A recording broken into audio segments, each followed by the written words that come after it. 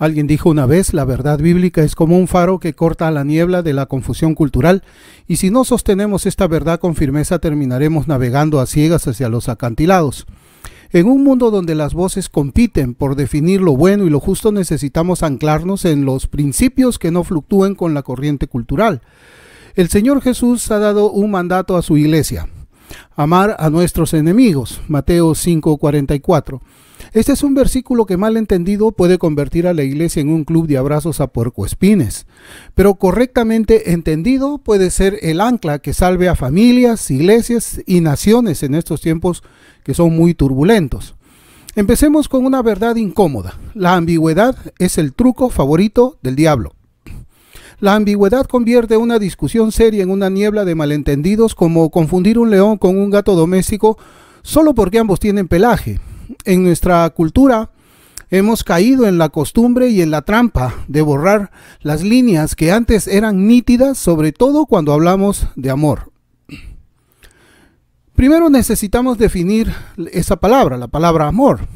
El mundo nos ofrece una caricatura azucarada del amor, un algodón dulce que flota por encima de la realidad.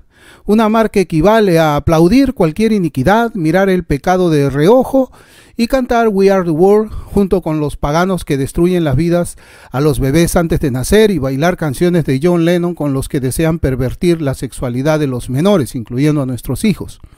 Pero eso no es el amor bíblico. Eso es una caricatura de un osito de peluche relleno de algodón en vez de la roca inquebrantable que la Escritura presenta.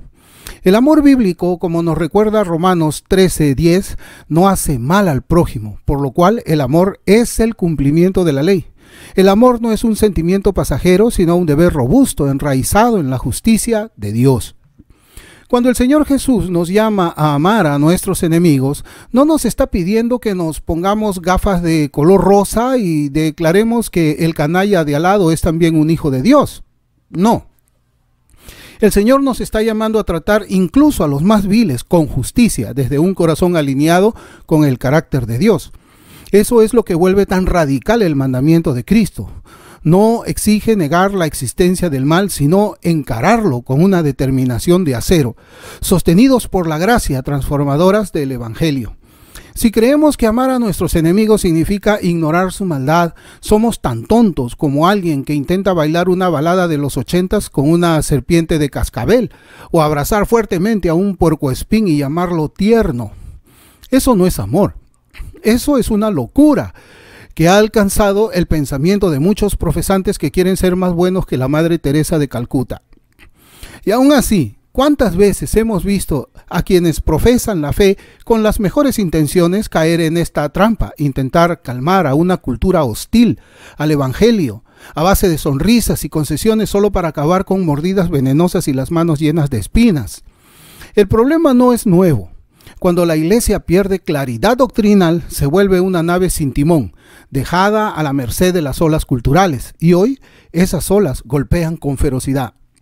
Vemos familias desmoronándose bajo la presión de ideologías que redefinen el matrimonio, la identidad de un ser humano y la autoridad.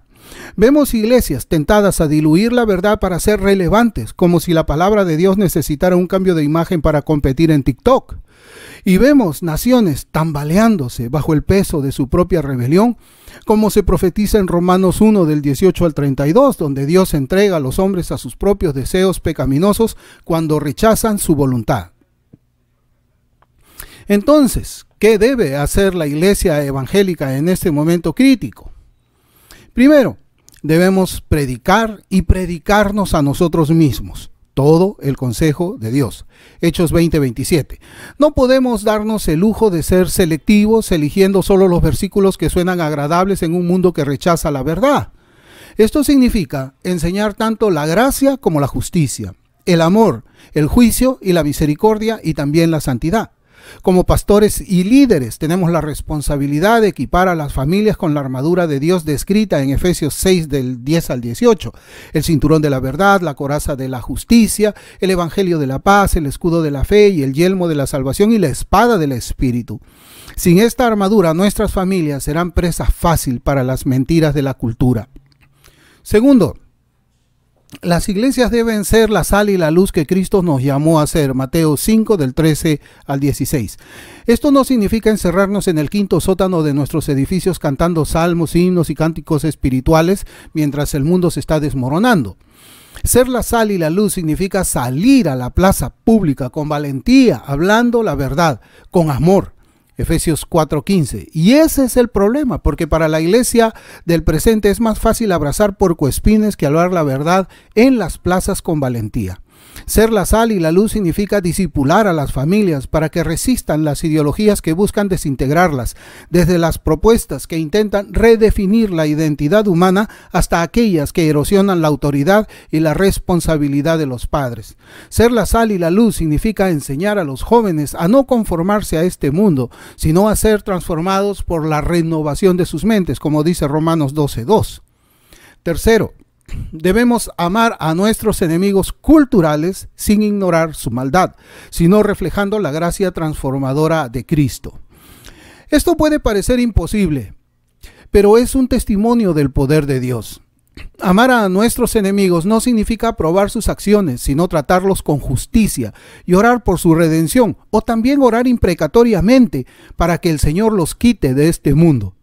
Amar bíblicamente no se reduce a un amor pasivo o sentimental. Exige una acción directa y responsable que busque el bien mayor, incluso cuando eso implique confrontar y frenar el mal que el enemigo planea o ejecuta contra otros. Es decir, amar al enemigo significa proteger a las víctimas de ellos. Y aquí podemos recordar la doctrina de la guerra justa, donde el amor al prójimo puede requerir defenderlo de agresores, incluso con la fuerza y la fuerza letal si es necesario. Y esto que acabo de mencionar resulta espantoso e indignante para los ositos cariñositos del evangelio del algodón dulce. Y lo voy a repetir, amar al enemigo implica impedir que éste destruya vidas inocentes. Dietrich Bonhoeffer, teólogo luterano alemán que vivió entre 1906 y 1945, encarna esta idea en pleno ascenso del régimen nazi de Adolfo Hitler. Bonhoeffer no era por temperamento un revolucionario, era un pastor y un académico que en un inicio defendía la no violencia.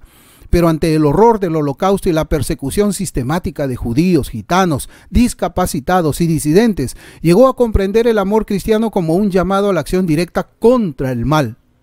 Por si usted no está enterado, el pastor Bonhoeffer participó en el intento de asesinato del monstruo Adolfo Hitler para detenerlo en su locura genocida por amor a las víctimas de este endemoniado.